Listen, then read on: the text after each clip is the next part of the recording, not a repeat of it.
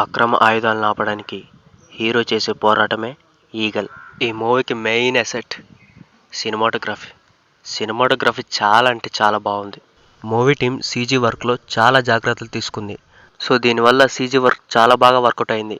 ఆడియన్స్కి ఒక మంచి సినిమాటిక్ ఎక్స్పీరియన్స్ని ఇస్తుంది. ప్రొడక్షన్ డిజైన్, ఆర్ట్ వర్క్ చాలా బాగున్నాయి. వినడానికి పాటలు అంతగా బాలేవు, బట్ యావరేజ్.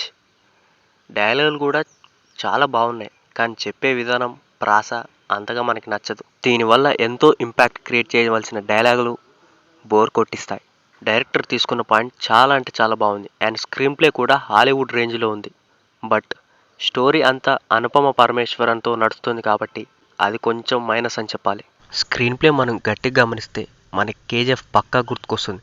అండ్ లాస్ట్లో పార్ట్ 2కి హింట్ ఇచ్చారు. ఆ పార్ట్ 2 హింట్ కూడా సేమ్ కేజీఎఫ్ లాగానే అనిపిస్తుంది. స్క్రీన్ ప్లేని కేజీఎఫ్ స్క్రీన్ ప్లే లాగా చూపించకపోతే చాలా బాగుండేది మూవీ.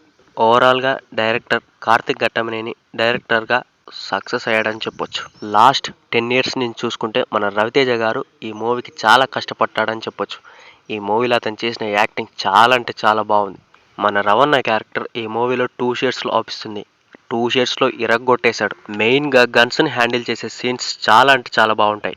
ఈ మూవీలో అనుపమ పరమేశ్వరన్ ఓ జర్నలిస్ట్గా నటించింది. ఆమె కూడా చాలా బాగా నటించింది. నవదీప్కి చాలా గ్యాప్ తర్వాత ఒక మంచి రోల్ వచ్చిందని చెప్పొచ్చు. చాలా అంటే చాలా బాగా నటించాడు.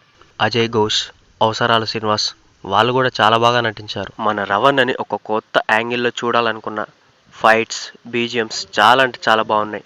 వీటి కోసమైనా ఈగల్ మూవీని ఒకసారి చూసేయచ్చు.